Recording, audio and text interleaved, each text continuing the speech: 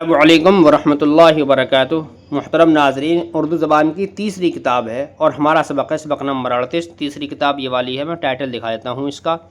یہ ہے خان صاحب مولوی اسماعیل میرٹھی کی جو بڑی مشہور کتاب ہے، اردو زبان کی تیسری کتاب۔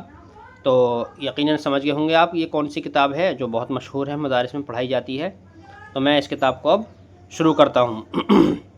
اگر آپ یہ کتابیں اردو زبان کی پہلی، دوسری، تیسری یہ سب کتابیں خریدنا چاہتے ہیں آن لائن، تو آپ میرے جہاں ویڈیو میں ٹیک پروڈکٹ آتا ہے وہیں سے ہی پروڈکٹ پر کلک کریں گے تو یہ ساری کتابیں آپ خرید سکتے ہیں۔ نورانی قاعدہ بھی وہاں سے خرید سکتے ہیں، تو یہ سب چیزیں خرید سکتے ہیں۔ اور یہ مائک جس پہ میں رکھ کے ویڈیو بناتا ہوں، یہ ٹرائی پوڈ ہے مائک رکھنے کا، تو آپ اس کو بھی خرید سکتے ہیں۔ یہ بہت اچھا ہے، بہت سستے داموں میں ہے، یہ 250-300 روپے کا آتا ہے، یہ 300-400 روپے کا، تو آپ اس کو بھی خرید سکتے ہیں۔ تو اب ہم سبق شروع کرتے ہیں۔ بسم اللہ الرحمن الرحیم۔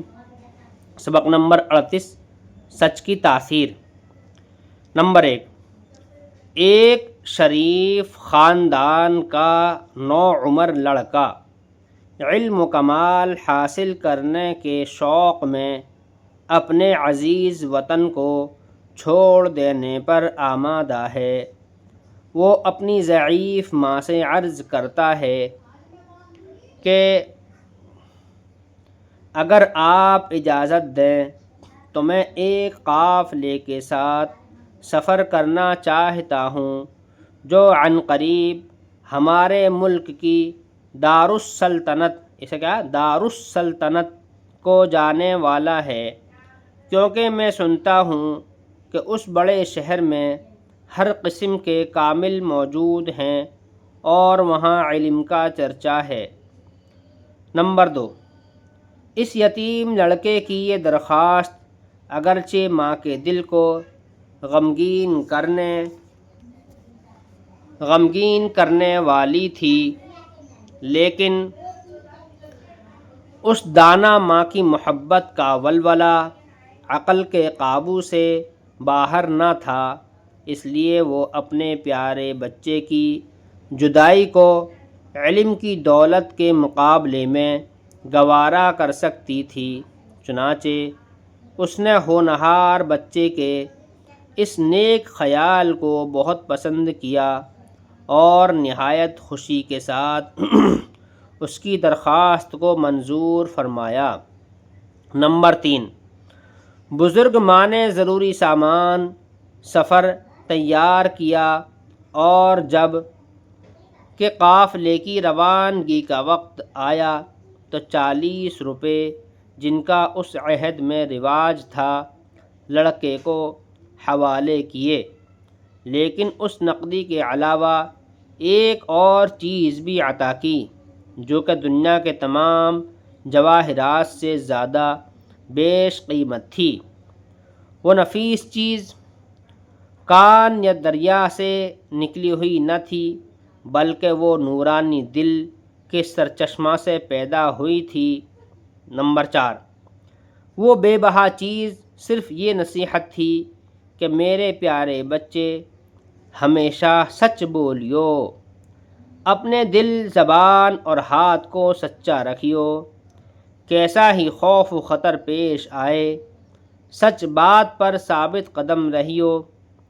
اب تو مجھ سے عہد کر کہ ہمیشہ اس نصیحت پر عمل کروں گا۔ سعادت مند لڑکے نے مہربان ماں کی باتیں غور سے سنی اور سچے دل سے عہد کیا کہ میں کسی حال میں اس کے خلاف نہ کروں گا۔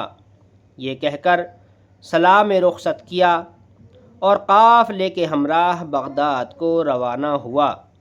نمبر 5، شاید قافلے نے 2-3 ہی منزلیں طے کی تھیں کہ اس نوعمر مسافر کی آزمائش کا وقت آن پہنچا۔ ناگاہ ایک زبردست گروہ قزاقوں کا نمودار ہوا۔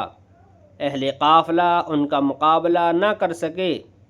ہر ایک شخص خوف زدہ اور بے قرار تھا، سوائے اس لڑکے کے جس کو اپنی سچائی پر پورا اعتماد تھا۔ اس کو یقین تھا کہ سچ مجھ کو ہر آفت سے بچائے گا اور سچائی کی تلوار کا وار کبھی خالی نہ جائے گا۔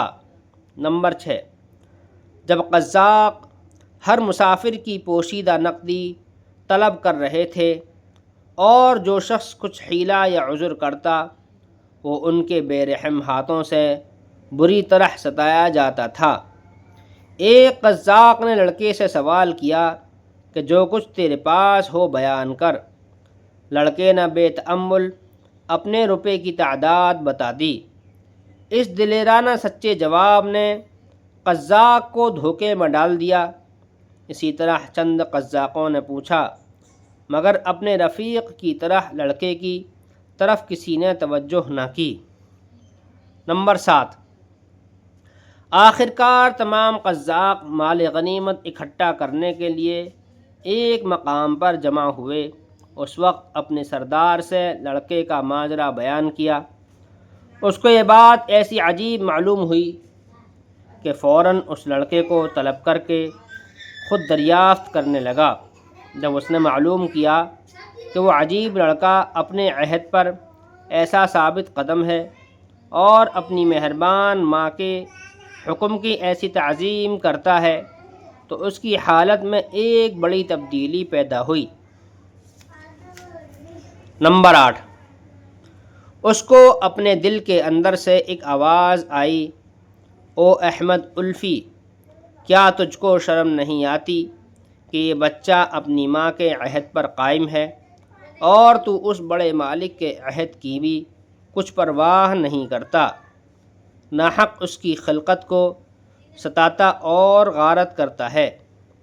اس آواز کو سنتے ہی قزاقوں کے سردار نے اپنے ظالمانہ پیشے سے فوراً توبہ کی اور اس کے تمام رفیقوں نے بھی اس کا ساتھ دیا۔ نمبر 9، وہ تمام غارت گر جن کے سامنے لوٹ کے مال کا انبار لگا ہوا تھا یکایک ایسے رحم دل پارسا بن گئے۔ انہوں نے ہر ایک شخص کا مال واپس کر دیا، جن کو اذیت پہنچائی تھی ان سے معافی چاہی اور آئندہ تمام عمر نیکی کے ساتھ بسر کی۔ وہ سچا لڑکا جس کے سچ کی ایسی تاثیر ظاہر ہوئی آئندہ زندگی میں ایک بڑا بزرگ شخص ہوا ہے جس کا نام آج تک زندہ ہے اور وہ حضرت شیخ عبد القادر جیلانی رحمۃ اللہ علیہ کے نام سے مشہور ہیں۔ یہ جو راحہ بنا ہوا چھوٹا سا، اس کا مطلب یہ ہے کہ رحمۃ اللہ علیہ۔